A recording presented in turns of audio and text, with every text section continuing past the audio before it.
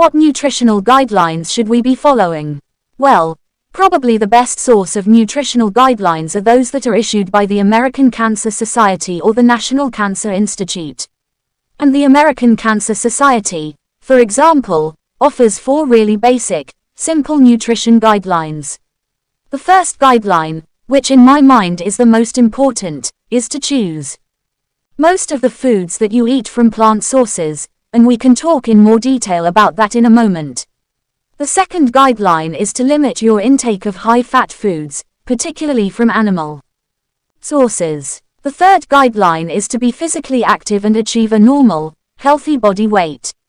And the final guideline is to limit consumption of alcoholic beverages if you choose to drink at all.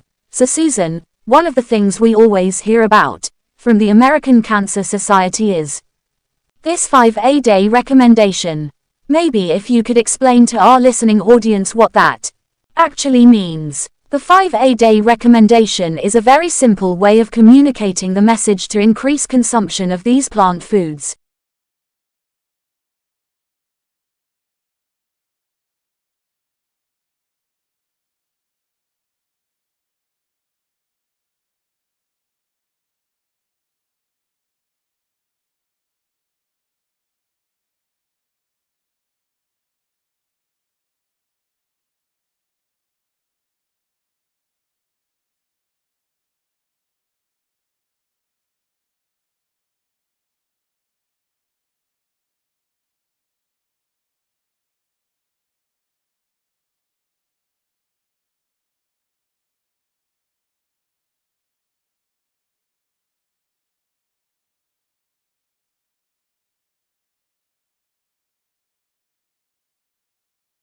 Assessment is a central process in education.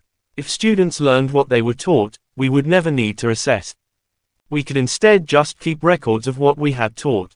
But as every teacher knows, many students do not learn what they are taught. Indeed, when we look at their work, it is sometimes hard to believe that they were in the classroom. In fact, it is impossible to predict with any certainty what students will learn as the result of a particular sequence of classroom activities. And because we cannot teach well without finding out where our students are starting from, we have to assess. Even if all our students started out at the same point, a highly unlikely situation. Each of them will have reached different understandings of the material being studied within a very short period of time. That is why assessment is the bridge between teaching and learning. It is only through assessment that we can find out whether what has happened in the classroom has produced the learning we intended. Of course, assessment is also used for other purposes in education, which makes the picture much more complicated.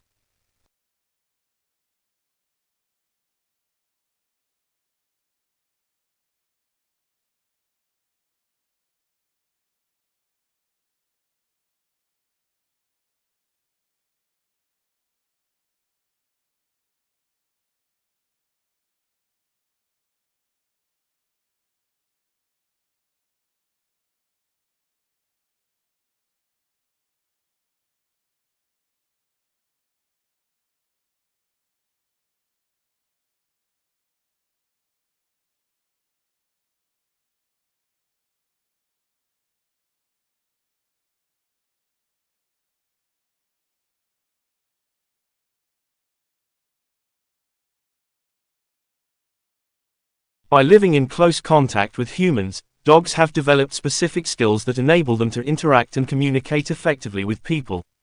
Recent studies have shown that the canine brain can pick up on emotional cues contained in a person's voice, body odor and posture, and read their faces. In this study, the authors observed what happened when they presented photographs of the same 2 adults' faces, a man and a woman, to 26 feeding dogs. The images were placed strategically to the sides of the animal's line of sight, and the photos showed a human face expressing one of the 6 basic human emotions: anger, fear, happiness, sadness, surprise, disgust, or being neutral. The dogs showed greater response and cardiac activity when shown photographs that expressed arousing emotional states such as anger, fear and happiness. They also took longer to resume feeding after seeing these images. The dog's increased heart rate indicated that in these cases they experienced higher levels of stress. In addition, dogs turned their heads to the left when they saw human faces expressing anger, fear or happiness. The reverse happened when the faces looked surprised, possibly because dogs view it as a non-threatening, relaxed expression. These findings, therefore, support the existence of an asymmetrical emotional modulation of dogs' brains to process basic human emotions. Negotiation is a common process in business to mainly solve business conflicts between both parties.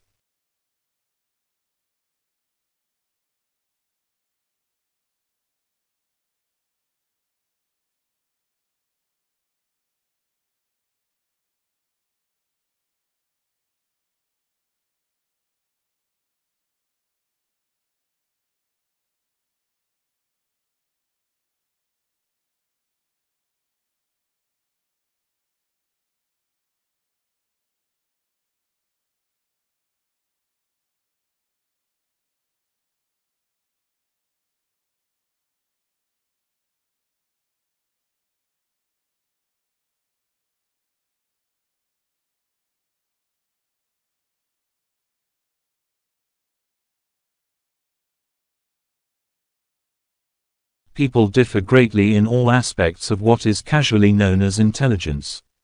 The differences are apparent not only in school, from kindergarten to college, but also in the most ordinary circumstances, in the words people use and comprehend, in the differing abilities to read map or follow directions, or in their capacities for remembering telephone numbers or figuring change. The variations in these specific skills are so common that they are often taken for granted. Yet what makes people so different? It would be reasonable to think that the environment is the source of differences in cognitive skills, that we are what we learn. It is clear, for example, that human beings are not born with a full vocabulary. They have to learn words. Hence, learning must be the mechanism by which differences in vocabulary arise among individuals. And differences in experience, say, in the extent to which parents model and encourage vocabulary skills or in the quality of language training provided by schools, must be responsible for individual differences in learning. Earlier in this century, psychology was in fact dominated by environmental explanations for variance in cognitive abilities. More recently, however, most psychologists have begun to embrace a more balanced view, one in which nature and nurture interact in cognitive development.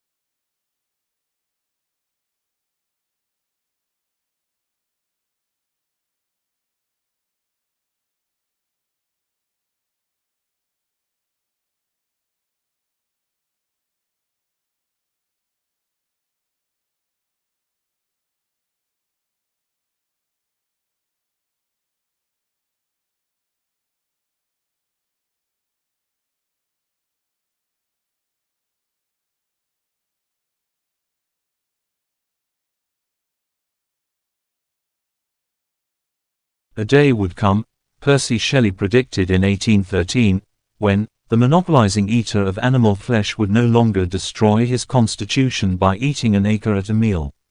He explained, the quantity of nutritious vegetable matter consumed in fattening the carcass of an ox would afford 10 times the sustenance if gathered immediately from the bosom of the earth.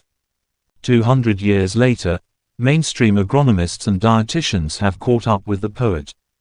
A growing scientific consensus agrees that feeding cereals and beans to animals is an inefficient and extravagant way to produce human food, that there is a limited amount of grazing land, that the world will be hard-pressed to supply a predicted population of 9 billion people with a diet as rich in meat as the industrialized world currently enjoys, and that it's not a very healthy diet anyway.